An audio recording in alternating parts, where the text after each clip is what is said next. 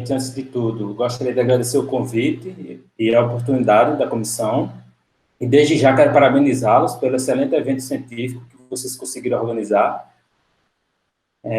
Bom, então hoje vamos conversar um pouco a respeito sobre o desenvolvimento de testes rápidos de diagnóstico do coronavírus, Zika e chikungunya, e como o desenvolvimento desses testes rápidos de diagnóstico pode acelerar a resposta frente a esses patógenos.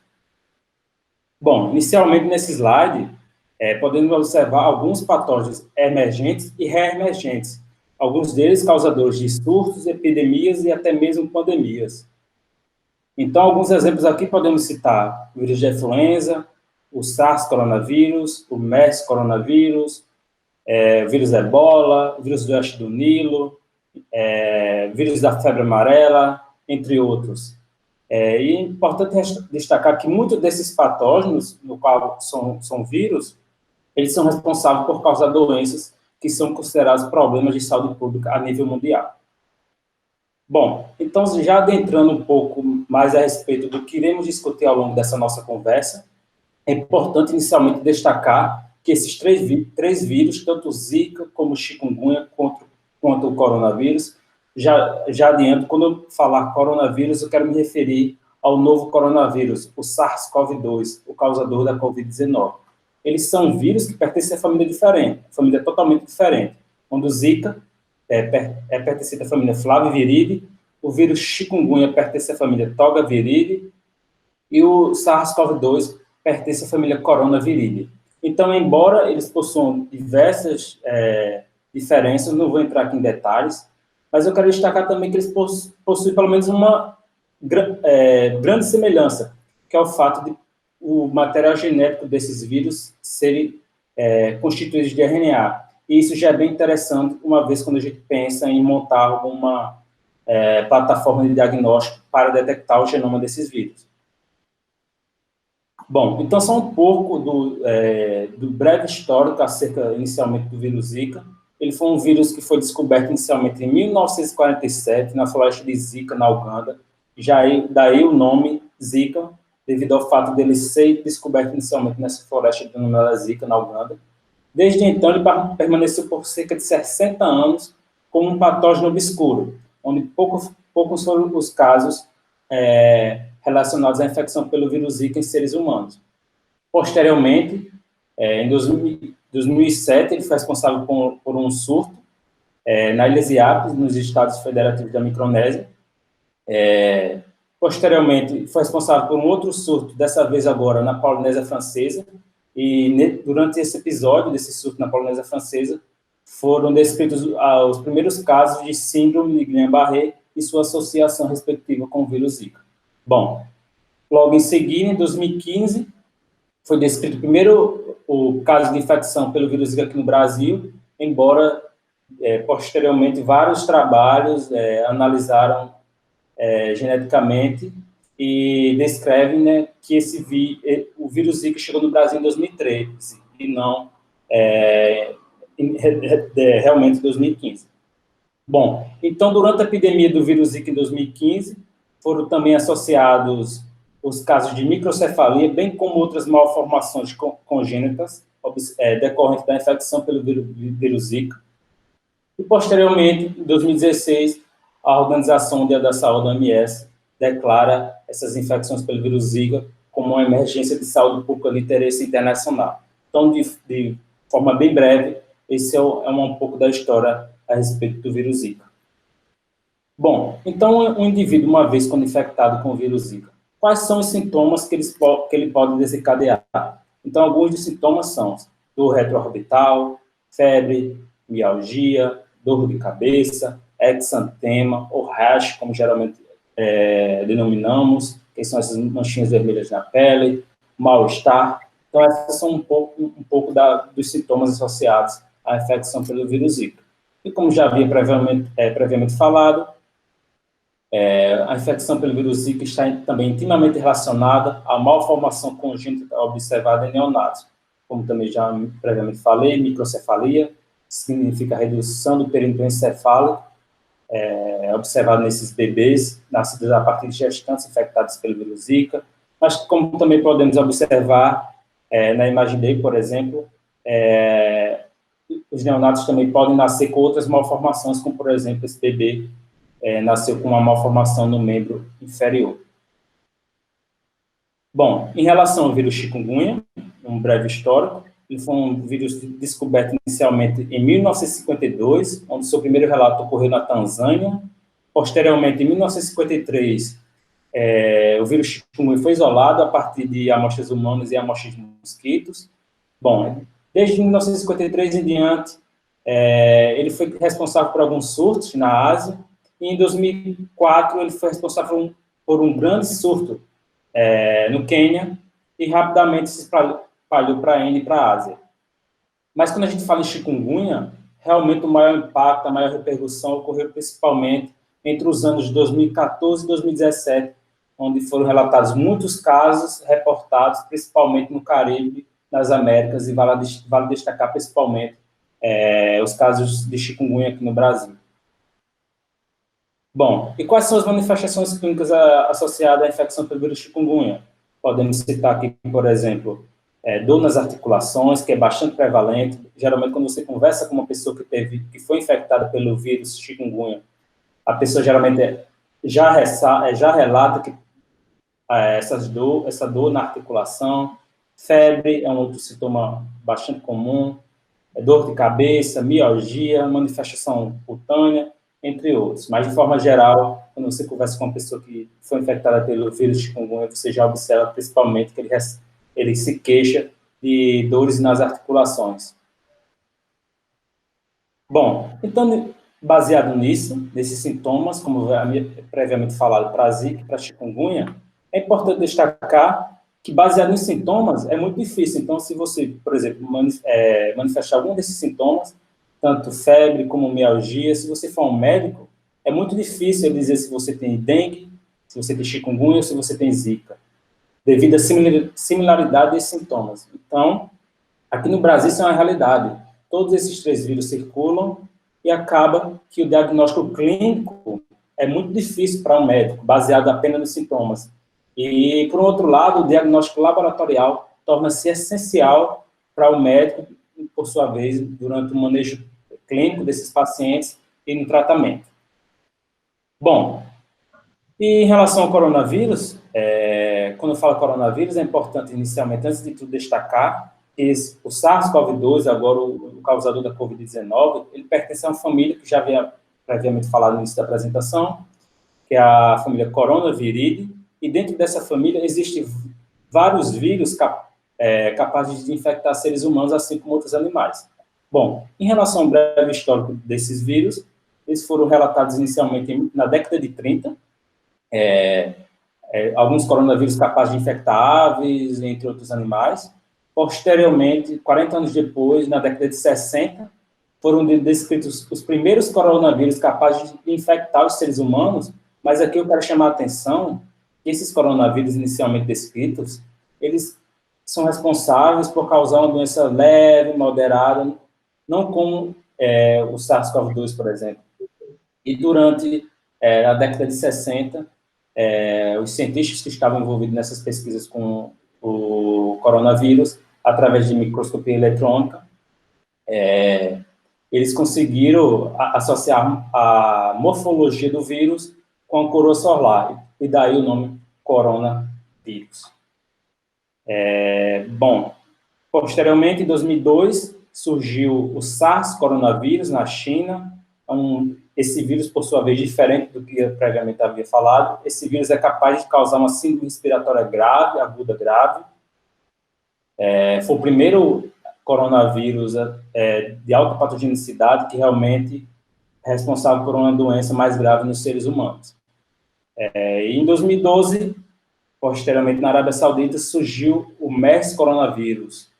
Outro coronavírus também é capaz de causar uma síndrome respiratória aguda grave em seres humanos.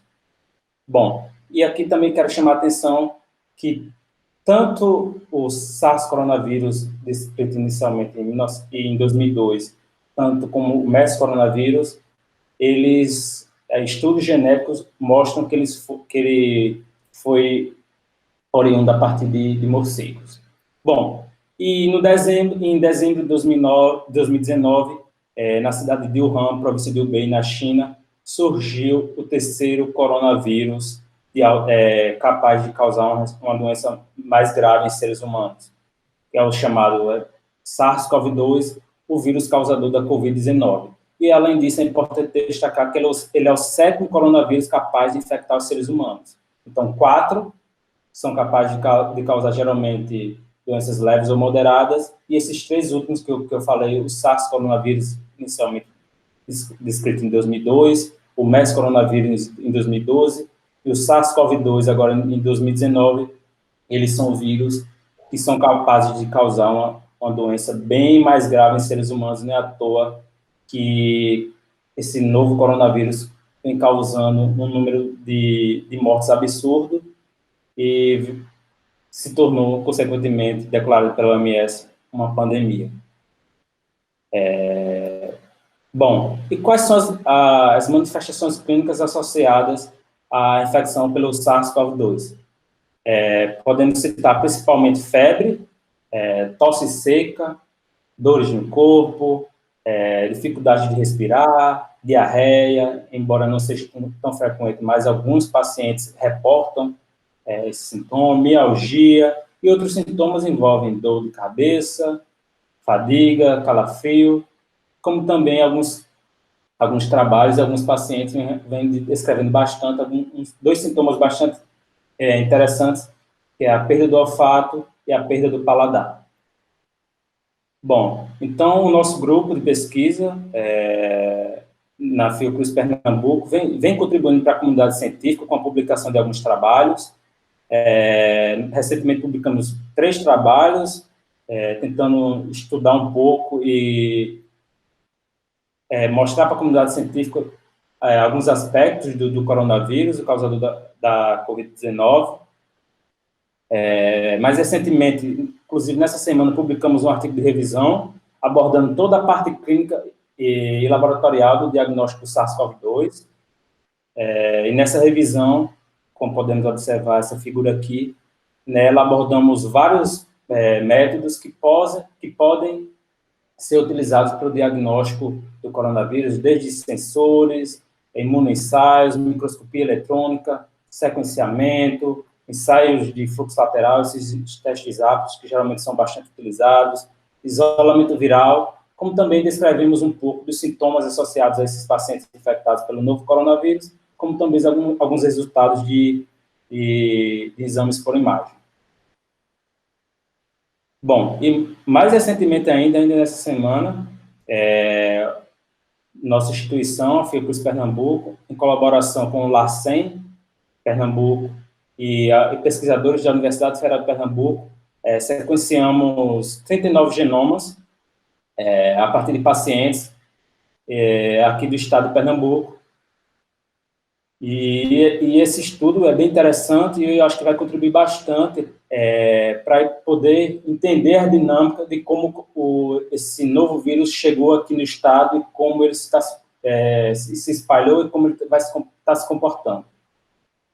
Bom, em relação ao diagnóstico, antes de tudo, queria chamar a atenção que quando a gente pensa no diagnóstico de qualquer patógeno, seja Zika, seja chikungunya, seja novo coronavírus, é importante destacar que, antes de tudo, é bom entender a progressão clínica da doença, porque só baseado na progressão clínica da doença você consegue realmente montar a estratégia de diagnóstico e, consequentemente, aplicar elas de forma corretamente. Então, queria chamar a atenção para, quando se pensar no desenvolvimento de teste diagnóstico, é importante entender a progressão clínica da doença. Bom, em relação ao diagnóstico, aqui eu já quero trazer que todos esses testes que eu irei falar, eles são utilizados tanto para o Zika, como para o chikungunya, como para o coronavírus. Apenas eles são readaptados ou ajustados, mas de forma geral são as mesmas técnicas. Bom, no diagnóstico laboratorial, como é que o diagnóstico desses vírus pode ser realizado? Inicialmente, uma alternativa é através da utilização de técnicas sorológicas, onde se destaca principalmente a ELISA, outro ensaio bastante utilizado é o PRNT, não vou entrar em detalhes, mas, de forma geral, quero deixar claro que esses ensaios visam a captura de anticorpos IgMs e IgGs presentes no soro do paciente infectado, seja por Zika, seja por chikungunya, seja pelo SARS-CoV-2. Bom, além disso, muitas empresas vêm investindo também no desenvolvimento de testes rápidos, são esses testes que a gente geralmente encontra em farmácia, mas algo que quero chamar a atenção desses testes rápidos é principalmente acerca do preço. São testes geralmente caros, então, se você pensar no nível de SUS, é muito complicado. Um teste por 150, 200 reais por pessoa ser utilizado assim, de forma que consiga alcançar a população do Brasil inteiro. Então, assim, eu quero chamar a primeira atenção em relação ao custo, que é muito elevado desses testes rápidos, e outros trabalhos, isso tanto para o novo coronavírus, SARS-CoV-2, como para a Zika também, por exemplo. Alguns trabalhos vêm questionando os resultados desses testes rápidos, principalmente devido à ocorrência de resultados falsos negativos, como também resultados falsos positivos. Então, esse tipo de resultado realmente não é interessante, uma vez quando os gestores de saúde, os médicos, tentam entender ou tentam saber, por exemplo, se uma pessoa está infectada ou não. Então, é isso. Primeiro item a ser questionado é o preço, o elevado preço, como também problemas de resultados falsos negativos e falsos positivos. Bom, outra possibilidade do diagnóstico desses vírus são através da utilização de técnicas de detecção viral direta, que inclui técnicas moleculares, onde se destaca a PCR tempo real, que atualmente é o padrão ouro, ou seja, se você procurar um médico, eles vão possivelmente requisitar a coleta da sua amostra, consequentemente, sua amostra vai ser enviada para um laboratório, onde será realizada a PCR em tempo real, que atualmente é o padrão ouro, tanto para a Zika, como para a chikungunya, como para o SARS-CoV-2, assim como para outros patógenos. Então, o PCR em tempo real é um teste molecular amplamente utilizado na rotina para o diagnóstico desses patógenos. Bom, mas quando a gente fala hoje em dia em teste diagnóstico, é importante destacar principalmente um termozinho, que é o denominado Point of Care. E o que significa isso? Nada mais, nada menos, que é um termo do inglês, que significa aquele teste que o paciente consegue realizar o diagnóstico, seja no posto de saúde, seja na sua casa, enfim, de que forma que o teste consiga sair de forma muito rápida, consequentemente ajude no manejo, no tratamento desse paciente. Bom, então aqui eu trago como, por exemplo, principalmente são as técnicas que eu venho trabalhando e desenvolvendo ao longo da minha formação acadêmica, que são os biosensores e o RT-LAMP, que é uma técnica molecular que também visa a detecção do RNA desses patógenos. Então, essas são as duas técnicas onde irei abordar principalmente devido ao fato que eu venho trabalhando com elas durante a minha formação. Bom, então o RT-LAMP, o que significa isso? Nada mais, nada menos, é uma técnica molecular que visa a amplificação de uma região específica do vírus, ou seja, a gente desenha oligonucleotídeos, que eles vão se anelar especificamente na região, seja para a Zika, seja para a chikungunya, seja para o SARS-CoV-2. E isso, através de ferramentas de bioinformática, a gente consegue desenhar esses oligonucleotídeos, onde a gente utiliza nessa técnica. Bom, outro ponto importante é que é uma reação que ocorre em temperatura isotérmica, ou seja, isso logo você pode associar a um ensaio que pode ser realizado no campo, através de um banho-maria, por exemplo. E outra característica muito importante do LAMP é que o resultado pode ser facilmente observado com base na cor do tubo de reação. Então, você adiciona a amostra, incuba o banho-maria, por exemplo, e em seguida, após um tempo mínimo, em média 20 minutos, com base na cor, você consegue ver se é uma amostra positiva ou negativa. Então, em média 20 a 30 minutos, você consegue saber se um paciente está infectado, seja com Zika, seja com chikungunya, seja com SARS-CoV-2. Bom, algumas vantagens do LAMP é que é uma técnica sensível, específica, robusta, simples, entre outras vantagens, e uma das desvantagens é que é um método apenas qualitativo, ou seja, sim ou não, ou o paciente está infectado ou não está. Você não tem como mensurar, por exemplo, a carga viral presente nessas amostras. Baseado nisso, temos um artigo recentemente publicado, onde a gente ressalta todas as vantagens, desvantagens, características da utilização dessa plataforma. Bom, em relação aos biosensores, quando a gente fala em biosensores, é importante destacar que eles podem ser classificados em diversos grupos, onde podemos ter os imunossensores, onde necessariamente tem que ocorrer uma interação imunológica, antígeno-anticorpo, por exemplo. Podemos ter os genossensores, que visam detectar o material genético, seja DNA ou RNA do patógeno. E, por fim, temos os ribossensores, que eu já quero destacar que são os que trabalhamos atualmente, e como o próprio nome já diz, ribossensores. Eles controlam a tradução do enzima, que nesse caso é a beta-galactosidase. Bom, então, em relação a esses biosensores, tudo partiu inicialmente de uma colaboração nossa com pesquisadores do Canadá e dos Estados Unidos, onde eles inicialmente desenvolveram esses biosensores para detectar Zika em amostras de pacientes, em amostras de mosquitos. Esse artigo aqui publicado em 2016. Bom, e a partir daí, a colaboração foi se firmando com o nosso grupo aqui no Brasil, e atualmente a gente já desenvolveu para chikungunya esses biosensores, e agora estamos acabando de finalizar o protótipo para o SARS-CoV-2, o agente causador da Covid-19.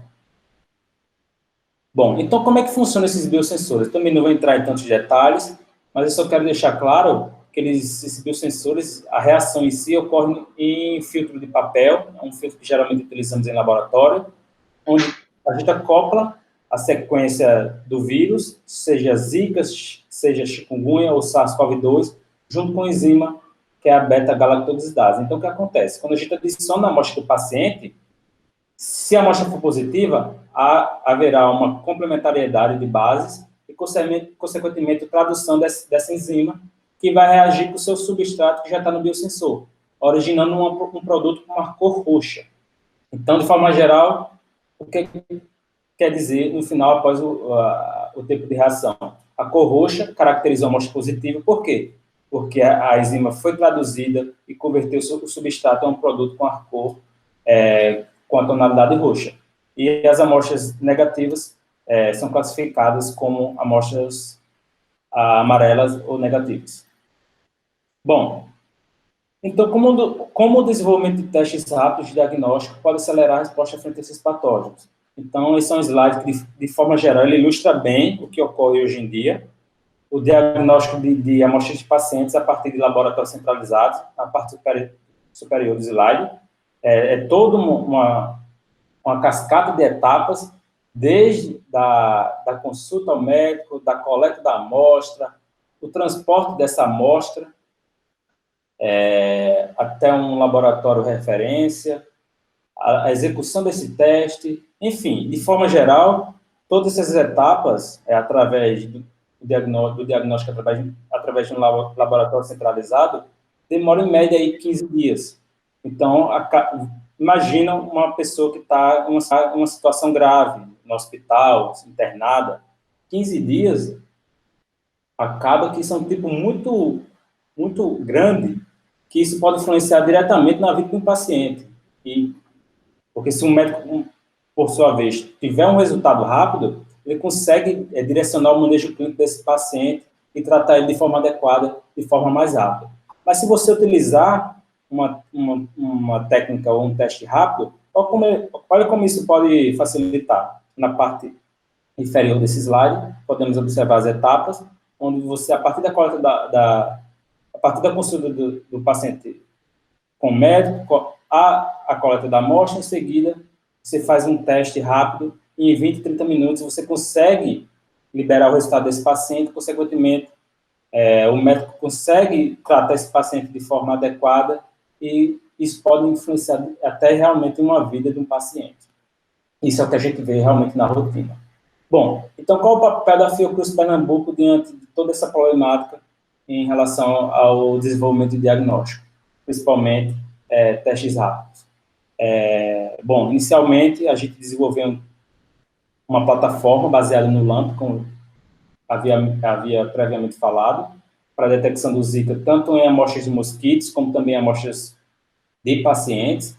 Esse é um trabalho nosso publicado no ano passado. Esse trabalho teve um grande impacto, uma grande repercussão, tanto a nível nacional, como também a nível mundial. Bom, então aqui são um pouco dos nossos resultados. A gente mostrou inicialmente que esse nosso teste consegue detectar o Zika tanto em amostras de mosquitos, como podemos observar aqui, no painel A, mosquitos infectados com alta e baixa carga viral. O nosso teste foi capaz de detectar o Zika nesses mosquitos. E, em seguida, a gente tentou desafiar a nossa técnica, nosso teste. A gente coletou mosquitos infectados naturalmente com Zika em campo, e a gente testou e viu que realmente o nosso teste conseguia detectar o Zika nesses mosquitos coletados no campo, e o contrário, como podemos observar aqui, a cor amarela caracteriza a amostra positiva, ou seja, o mosquito realmente está infectado, e a cor laranja caracteriza uma amostra negativa, ou seja, o mosquito não está infectado. Então, esse foi o nosso primeiro trabalho, a gente publicou ele ano passado. Em seguida, adaptamos todo esse nosso sistema do LAMP para a detecção do Zika em amostras de pacientes, tanto como em urinas, soro, saliva e sêmen, como podemos observar aqui, no quadro A, B, C e D, o nosso teste foi capaz de detectar o Zika em urina, soro, saliva e sêmen, respectivamente, e aqui em Jadegarose podemos observar o padrão de Zika, a partir da amplificação. Bom, em seguida avaliamos a especificidade analítica, ou seja, tendo em vista que no Brasil há circulação de vários vírus, como, por exemplo, dengue 1, sorotipo 1, 2, 3, 4, febre amarela, chikungunya, Zika, aí a nossa pergunta, será que esse nosso teste realmente é específico? Então, nesse ensaio, nós conseguimos mostrar que realmente o nosso teste é específico para diagnosticar o Zika vírus. Como podemos observar, apenas o último tubinho aqui, na cor amarela, foi positivo. Bom, em seguida avaliamos o limite de detecção para avaliar qual a menor concentração que o nosso teste conseguiu detectar do Zika vírus.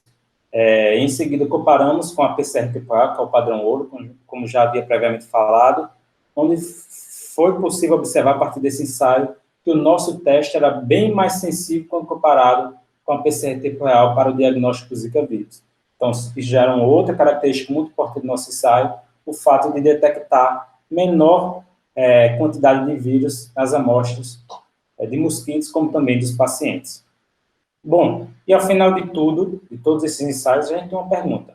Então, quanto custa cada teste através do nosso ensaio? Então, baseado nos valores de todos os reagentes, cada reação sai no valor de R$1, mínimo valor, né? E a PCR tipo real, por sua vez, cada reação sai no valor de R$43. Fora isso, que a PCR tipo real, que é o padrão ouro, você exige uma mão de obra qualificada, exige uma infraestrutura complexa de laboratórios, uma máquina de PCR tipo real, que no mínimo é uns 100, 150 mil reais. Então, realmente o nosso teste é inferior muito quando comparado à PCR tipo real. Logo em seguida, depositamos a patente via Fiocruz. Bom, e quais são as perspectivas a respeito desse nosso teste? Uma vez desenvolvido, patenteamos logo em seguida. Atualmente, tentamos a colaboração. Atualmente, estamos conversando com a Biomanguinhos, que é a indústria da Fiocruz, que fica no Rio de Janeiro. E a nossa proposta é que ela desenvolva esse nosso teste para disponibilizar para os SUS. Bom, em relação aos biosensores, inicialmente, como havia falado, aplicamos para o Zika vírus, como podemos observar nesse ensaio. Esses biosensores são bem específicos, onde infectamos as amostras com vários vírus, como dengue, de 1 a 4, febre amarela, chikungunya, vírus Maiaro e Zika. Podemos observar que esses biosensores são específicos para o diagnóstico do Zika vírus, onde apenas o Zika realmente foi positivo. Em seguida, avaliamos o limite de detecção, comparado com a PCR temporal, onde foi possível observar que os biosensores e a PCR temporal apresentam a mesma sensibilidade, ou seja, eles são capazes de detectar a ínfima menor concentração do vírus de 10 a primeira PFU, por exemplo, tanto nos biosensores como na PCR tempo real. Em seguida, validamos com um total de aproximadamente 600 amostras, e baseado em todos os resultados, a gente está escrevendo um artigo e em breve ele será acessível à comunidade científica. Bom, e o que é que estamos fazendo agora, atualmente? Aplicando tanto os sensores como o LAMP para chikungunya. Já temos alguns resultados preliminares, mostrando que esses biosensores que desenvolvemos para o chikungunya são bem específicos também, como podemos observar, quando infectamos as amostras com vários vírus, novamente com dengue de 1 a 4, febre amarela, Zika, Maiaro, podemos observar aqui que o nosso teste realmente é específico para detectar apenas o vírus chikungunya. Como também estamos desenvolvendo tanto os sensores como o LAMP para o SARS-CoV-2. Atualmente estamos trabalhando com amostras de pacientes e em breve esperamos que a gente consiga realmente contribuir para a comunidade científica com o desenvolvimento de 2 testes para o novo coronavírus, facilitando assim o diagnóstico desse vírus e, de forma geral, que essas plataformas consigam realmente alcançar a população. Bom, então, gostaria de agradecer a todos envolvidos nesses trabalhos, onde está que geralmente a gente fala na pesquisa, na ciência, que ninguém faz nada sozinho, e realmente é isso. Estive à frente desses trabalhos, mas tive a ajuda e a colaboração de pesquisadores de várias instituições do mundo, e também de várias agências de fomento. Então, o meu muito obrigado. E, mais uma vez, gostaria de agradecer pela oportunidade de estar falando um pouco do nosso trabalho.